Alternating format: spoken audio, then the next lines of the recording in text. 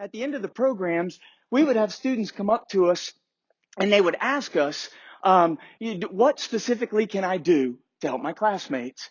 And then teachers would often come up afterwards and say, what resources do you have to help us have the kids have more positive interaction? And I didn't have anything specific. And I realized real quick that we were traveling around the country talking the talk, but what people really wanted was something to use to walk the walk with. So eventually, I finally went to my son, David. David's all grown up. He's a technology kid. He can build code and software, build websites, and I can't even turn a computer on. I went to him. I said, Dave, I have an idea of something I'd like to leave for the kids and the teachers when we leave doing our kindness program. Problem is, I just don't know if it could be invented. And he said, well, Dad, our teachers taught us that pretty much anything in this field's possible. I don't know if I'm capable, but whatever it is, it should most certainly be possible. What is it? I said, okay, I would like for you to build a social media platform just for an individual school where all the kids in the school could go to post positive, uplifting messages about one another. And I need the system to 100% guarantee that only positive messages will ever become visible.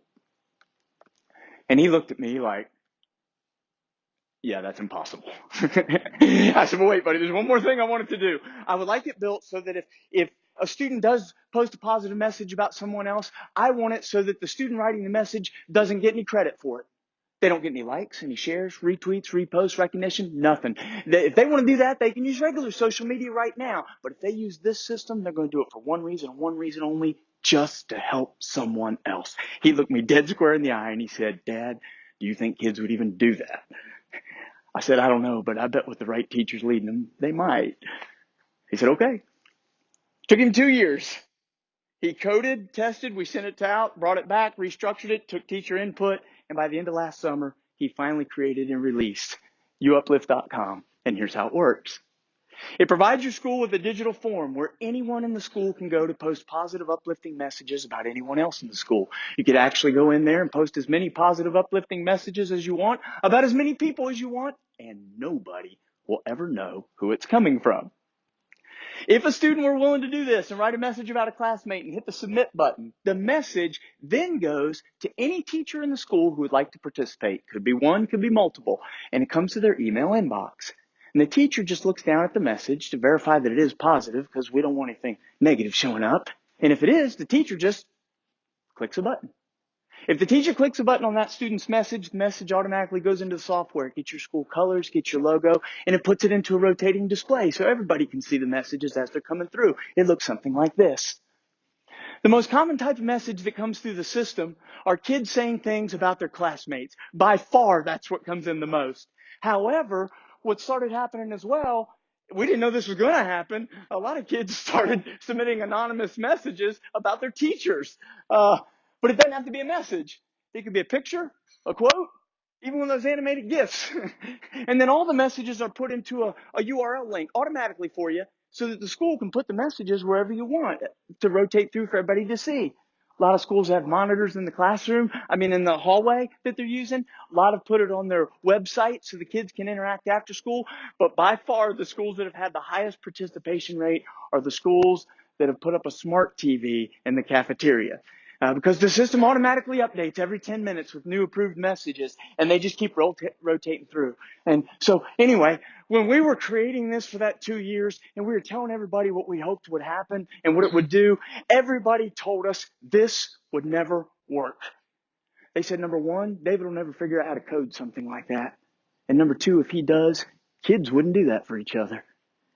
And by the end of last year, school year, the first full year we got to use it, students nationwide had used the system to post nearly 20,000 positive messages about their classmates. And this is just a few of them. And as you can see, the largest participants are the middle school kids. And so anyway, we have a principal in Virginia who, where's that timer?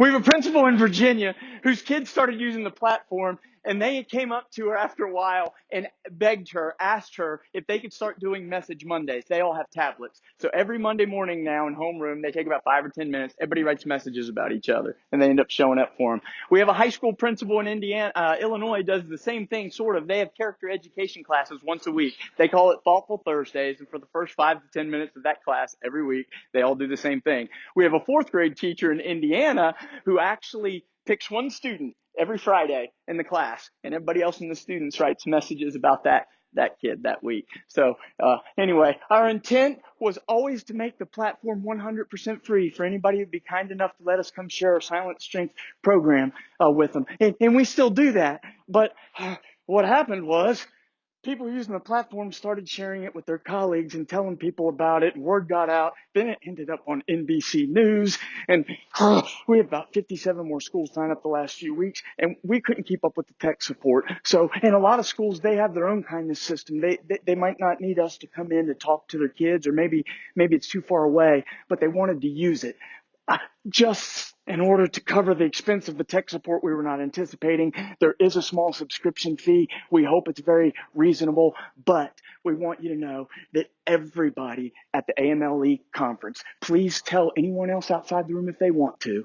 If you were to go to youuplift.com or come to our booth at 525, we're giving everyone a free 30-day trial, no obligation, just see if your kids like it. 2 reasons. 1, see what they'll do with it.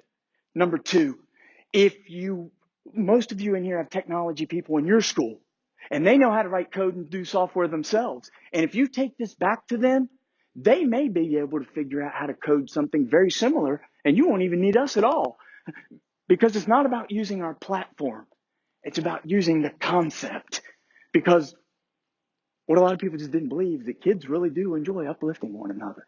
And they just need a platform to do it, maybe. So anyway, but if you do want a turnkey system that's already working everywhere, we've passed all the privacy codes so far for every school system in every state. And if you can get through Houston, Texas privacy codes, you can get through anything. That's like Fort Knox, but we're in. So just come see us, booth 525 or youuplift.com, and we can get you hooked up and running within 24 to 48 hours. Okay? All right. Thank you.